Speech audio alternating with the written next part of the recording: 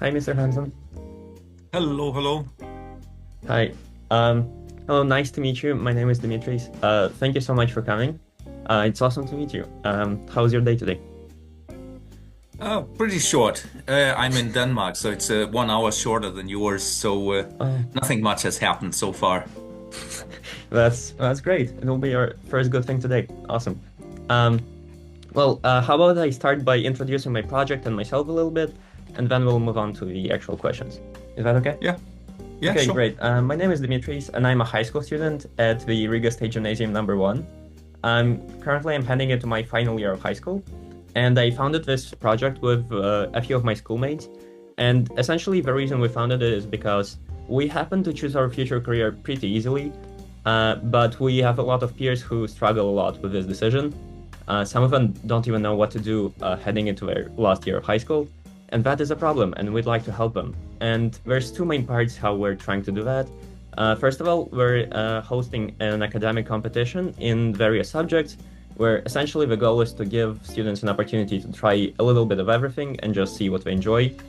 And then the second part is why we're here. It's the interviews with different professionals, where essentially we just let teenagers hear professionals talk about their careers and just see who they resonate with, and maybe they'd like to pursue a similar career. So yeah, that's a bit about our project. And I'd like to start with a few questions about your education. So obviously you studied economics in university, but I'm wondering how you landed on that choice specifically. What made you want to study economics? Was it a specific person or event? Yeah. Yeah, and that's a good question. But before I try to answer it, just a sec. Let me just say the following. It's a very good idea what you're doing. Sounds really good because at your age and the age of your peers and so on, I mean, why should you know what to do, right? Because you haven't been in the jobs market yet. So it's just very, very complicated. And you have no, from yourselves, you have nothing much experience in order to choose, right? You can ask other people, and therefore, what you're trying to do with this here, I think, is a very, very good idea. Thank you. And perhaps, yeah, here I can be of some help because when I chose economics, I wasn't completely sure about what to do. We had some economic problems in Denmark at the time. I'm a Danish citizen, right? So I thought high inflation, so-called current account deficit. So I thought perhaps study economics, but it was a little bit by coincidence, I have to admit. It was not something that was really well thought through. And it sounds like some of your peers that they're feeling a little bit the same thing, right? What simply, hey, what to do now? Like you will be finishing high school fairly soon, and then what to do? So I appreciate what you're doing because it's really complicated, and often people will end up in something that perhaps they didn't really like. Many people will be happy about their choices, but also some will sort of say, no, this here wasn't the right thing. And one thing that I have learned, and I think is very important for all of us, is this here that whenever we make a choice, we also make a choice of not choosing something else, right? If you go into economics, you don't go into law. And after 2 years, you might think, that was a mistake. But all the time, and that's the good way of thinking about it, certainly from my experience, whatever you do, all the time, doors will be closing. You have many, many open doors in your life still ahead of you. But whenever you make a choice, you also close some doors and some opportunities will no longer be available for you. So it's really good, again, with your project, as I already have said twice, but I will say it a third time because I think it sounds very good. Give people a lot of background on which to make their decisions, then they will make better decisions. Not perfect decisions, but better decisions. So, very short answer to your question was a little bit by coincidence, I ended up in economics. Yeah. Awesome. Thank you so much. Yeah, and was there a specific area of economics that excited you the most early on? And has your interests within economics shifted? Yes. One of the reasons for why it has shifted is that the area that I'm mostly interested in did not exist when I started to study. My studies started, it's way back in time. It was 1981. And it was before anybody had thought about the Eurozone, right? Which is very important for Latvia because Latvia is part of the Eurozone. But that's my main interest in economics these days. That's the economics of monetary union, which I think it is very interesting, but it's also been interesting to follow to be part of a country that came from outside the Eurozone and then went into the Eurozone. Here in Denmark, we are still on the old currency, our Danish kroner, so we're not in the Eurozone. So that has interested me. Another thing is so-called econometrics. That's the use of data in economics. There, I got really interested in it because I had a really good lecturer. And that's something that often I could imagine you also have it in high school, right? Some lecturers are more interesting than others, and then they can also give you some interest in their subjects. At least I hope so. Yeah, that's true. After completing your bachelor's degree, you also pursued a master's. So I'm wondering, what was the reasoning? Did you initially plan to do a master's heading into university, or was that a decision made later? That's a very easy question to answer because when I went to university, the the bachelor and master system did not exist. There was only one option, and that was to go for masters. So take all 5 years and go for the master system. That's also because I'm from back in time. Uh, these days, there's something, it's called the Bologna process. That means that the way of organizing studies across the European Union is the same. So typically this year, 2 years for bachelor and then another 3 years for masters. But I didn't have the option. So there was only one way to go for a full masters. Makes a lot of sense. At Yeah. what point in your journey did you know you wanted to become a professor? I also hear there's a lot of coincidence involved, and that's what our lives very often will be like. I when I was younger, certainly when I was your age, I would swear that I would not become a professor because my mother was a school teacher, and I thought that's not me. I'm never going to do that. But in university, I became a teaching assistant, at first in some statistics, but later then also in some economic subjects. And then yeah, then I was certainly, you could say I was sucked into it. And it seemed that I was, yeah, doing quite well with it. I have over the years had good relations with students. It seems that they like the way in which I'm teaching. So again, really big coincidence. I swore that I would not do it, and then I ended up doing it anyway. Very strange. Interesting. Mm. I'm asking this because when most people think about economics degrees, they think mostly about work in either finance or government policy or something like that. And academics, specifically for economics, is often neglected. Did you ever consider any other careers, or was it just you got sucked into teaching and that's it? I certainly got sucked into it. And then, and that's where I perhaps am not very good example. Because what happened then, you could say you could go back to 1989 and 1991. 1991, Latvia becomes an independent country. It has gone out of the Soviet Union. It changes its economic system. So it becomes call it capitalism if you want, or just market economy. But suddenly things are different, and therefore very different demand for the kind of teaching that was necessary, right? Market-based economics. And that's what I was able to supply at the time. But in Latvia in 1991, 92, or 93, when I came over, there wasn't anybody really who could do it because nobody had been dealing with it. So I came into a market where I was almost unique.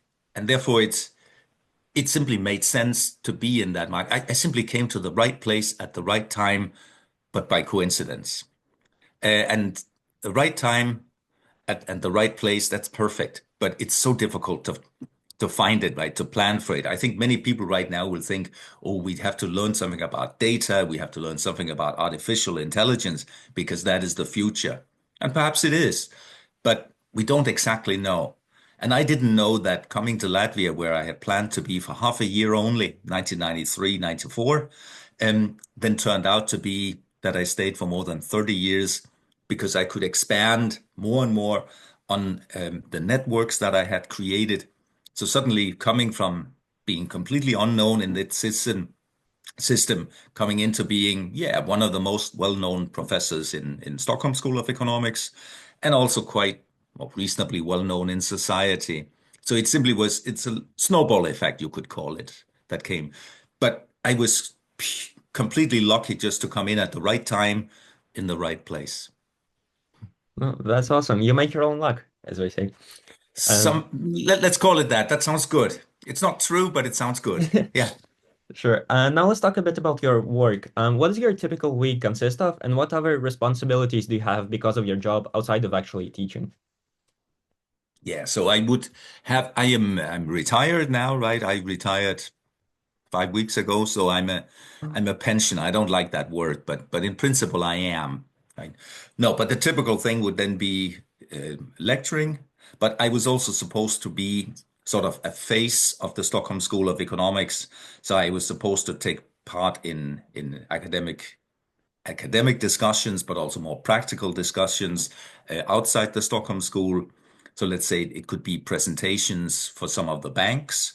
It could be presentations related to some of the government ministries, some of the organizations in Latvia, like could be something related to, let's say, Foreign Investors Council and so on. So you could say, in short, sort of being the academic face of Stockholm School of Economics in Riga, but also outside the school. So shall we say, using using what we do inside the school, but in practice for the outside of the school, if That's that makes awesome. sense. Yeah, it does. It does.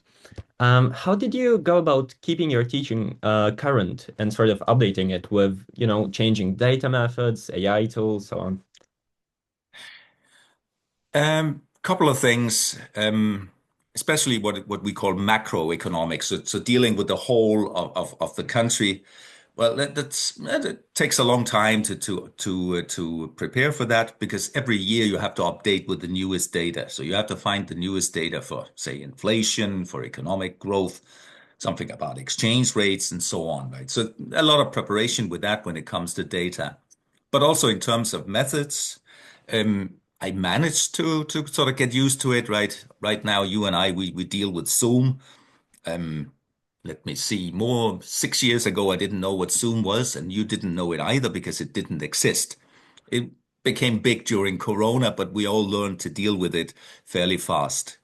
When I started, I didn't, PowerPoint did not exist, and we made slides in a different way by writing by hand on some plastic sheets and so on, and put it on a machine that you most likely have never seen. So I have been, yeah, adapting to this. But I must admit that one of the things that make me a little bit happy about retiring now, that is this artificial intelligence, how to deal with that in an academic situation, how to adapt to that students, yes, they should be using artificial intelligence, chat GPT or whatever it's called, just shouldn't be using it too much, right? Not relying on it completely, but using it as a good tool, but still to become smarter themselves. So I'm quite happy not to deal with that, but pushing it towards uh, colleagues instead.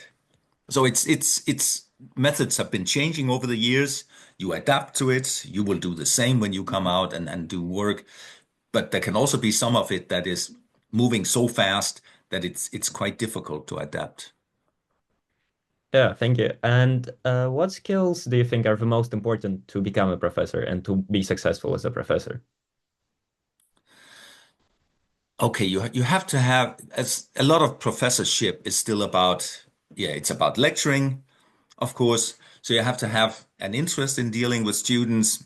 That's also where I was feeling that, yes, I had good relations with students, but starting off to become a little bit concerned about, okay, today students think that I'm, quite smart, that I'm quite friendly, that I'm quite good at what I'm doing, but every year, right? When will students end up thinking, "Oh, he's just an old guy," right? We have this saying in academia that every year the students become younger and younger, and that's of course what they don't do. It's us that become older and older. So on the one hand, you have to have good relations with students. You should be interested in doing the lecturing, of course, but you also have to be willing to do some research. I must admit that I was never very interested in that. It often has something to do with writing some technical papers that almost nobody will read. So I was very lucky at Stockholm School that I had this role instead of representing the school on the outside, being part of discussions instead, or presentations, conferences, and so on, because then I could reach a bigger audience. Not a super big audience. I'm not sort of Lionel Messi of economics, not at all, right? But at least some more people and be part of economic debate in the country. But a real professor should be more into research also. And yeah, I don't like it that much, I must admit. What parts of your job did you find the most challenging? Mm, in the end, nothing much, right? Because then you get so used to it that you know what to do. So there was nothing where I would sort of say this here that, oh, I'm afraid that I cannot do it. No, there was nothing like that. So I cannot answer your question here because it was all interesting, but it was not challenging in the sense of that it was difficult. That's very good. Sounds like an easy job. Yeah, perhaps, yeah, but it comes with experience also, right? In the beginning, people will be more nervous and they will prepare more or whatever. But after some years, then you know exactly what is needed, and therefore, yeah, not so challenging in the sense of being complicated anymore. Yeah, that makes sense. And what parts did you find the most rewarding? I think, yeah, one date per year was very nice, and that was graduation. And because graduation in Latvia is very different from Denmark. Graduation in Latvia involves a billion flowers, right? So people get flowers because they graduate. The young men will typically dress in nice and with a suit, perhaps, or something like that. The young women will have some nice dresses, and it's a big party day. Whereas in Denmark, people don't do so much about that.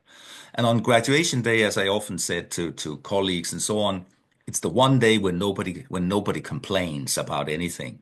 But it sort of feels rewarding that, hey, now the year is over. We have another set of students that will graduate. And yeah, end of the year, so to speak. And it just feels good. Yeah, awesome. And just a bit of advice for teenagers considering a similar career path. What do you think is the most surprising aspect of being a professor that they wouldn't typically expect?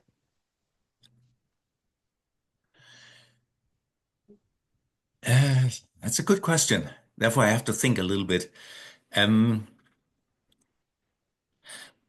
there's one thing one should be careful about. Being a professor typically means that then you end up doing it for the rest of your life. We often also have this joke that professors, they don't quit their jobs, they are being carried out. Doesn't sound so very nice in the end, right? But it's very seldom that you will see somebody who is a professor and then, let's say, at the age of 42, says, "Now I go into private business or so." Rather, you stay in academia all the time. And is that a good idea? Yes, you create bigger and bigger networks, but perhaps it doesn't make so many changes. Yes, you could change from one university to another, and several people will do that, but most people end up being in the same place. What people really should be concerned about is this here that, and again, would be very, very difficult.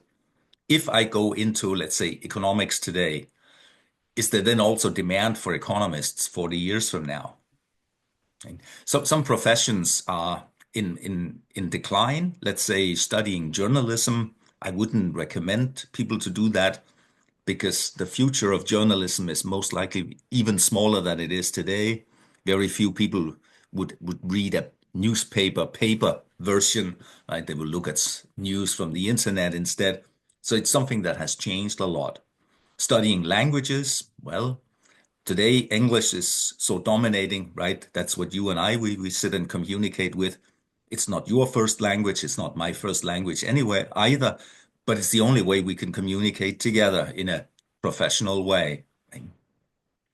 But that means also that somebody who chose 20 years ago to say, hey, I want to be German teacher, professor, or something like that. Well, there might not be so much demand for that. But rather, then people should look for, which is so difficult, what's going to be in huge demand 20, 30, 40 years from now. People will say something related to data, artificial intelligence.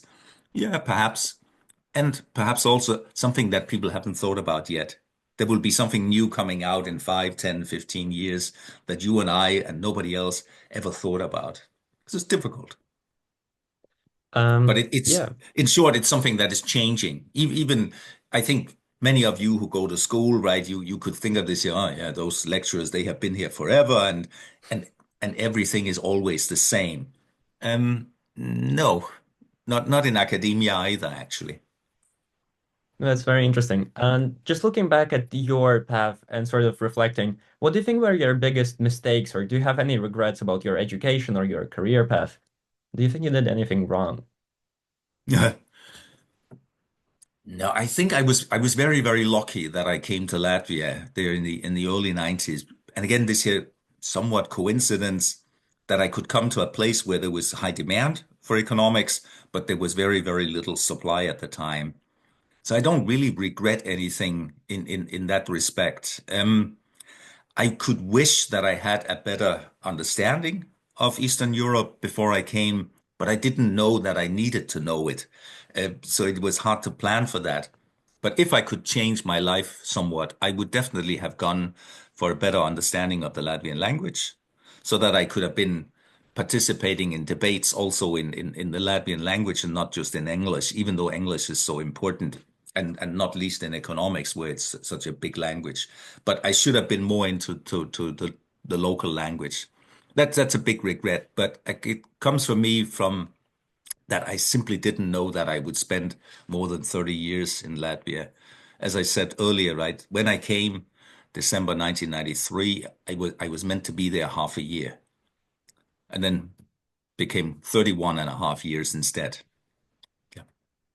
Awesome. And what do you think you did the most right? What were your best decisions? Obviously, you mentioned coming to Latvia, but was there anything else which you did where you're just really glad you did it? It was really smart to come, but it was perhaps even better to stay instead of just going away because it really sort of call it snowball again, right? I build up a bigger and bigger network of people that I know. So I have thousands of former students. Many of them are in very high positions these days. But also think about this here that many of them, my early students, they will be in their 40s, even over 50 years old, which means that they are influential people these days. So I have a huge network in Latvia. But in order to have such a network, it takes time. I have to, you know, with all due respect for you, right? You will not be Minister of Education next year, right? Probably not. Probably Perhaps not. you will be 20 years from now, who knows, right? But just not next year because no, not at that age. It takes time, right? Lots of background first. But therefore, staying in the business, that is then what, if let's say you had been one of my students, then 20 years from now, hey, suddenly you're sitting in some high interesting position somewhere, and I could use you as a good contact in order to, yeah, have debates in society or whatever. But it takes time, and therefore I'm very happy that I stayed in Latvia. That's awesome. Yeah, and just a last bit of advice for students. What kind of students do you think should consider a path similar to yours?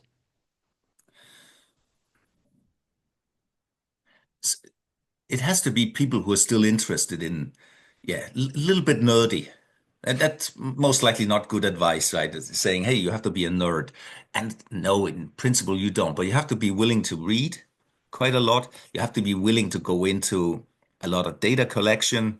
So you have to be the nerd, a little bit of a book nerd on the one hand, but also a little bit of a tech nerd these days, because so much is related to the use of data.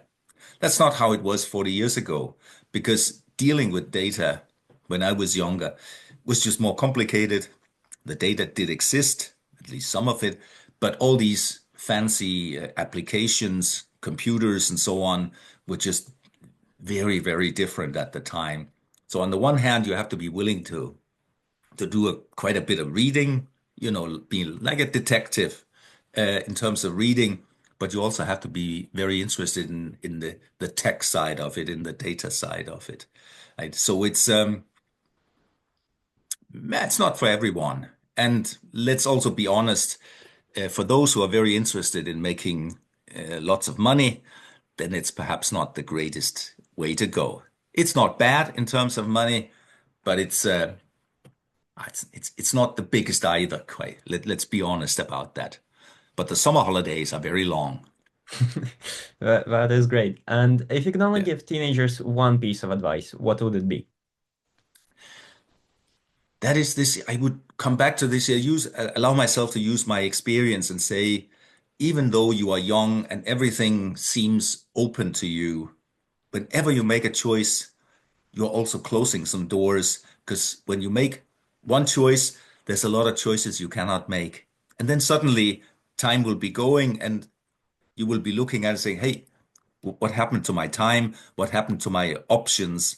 Because they're not there anymore. And it might not feel like that for you young people, right? You might feel that everything is still a possibility.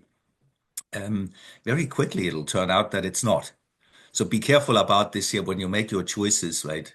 When you make a choice, there's a lot of choices you cannot make. All right, thank you very much. That's all the questions I had. Thank you so much for Yep. coming. It was a pleasure Yep. meeting you. Yeah. Great to see you, right? Definitely. And good luck. Did you say that you're going into your last year now? Yes, yes. Yes. Then good luck with that. Thank you so much. Have a nice day. Okay. Thanks. You too, right? Bye bye. Bye bye. Bye.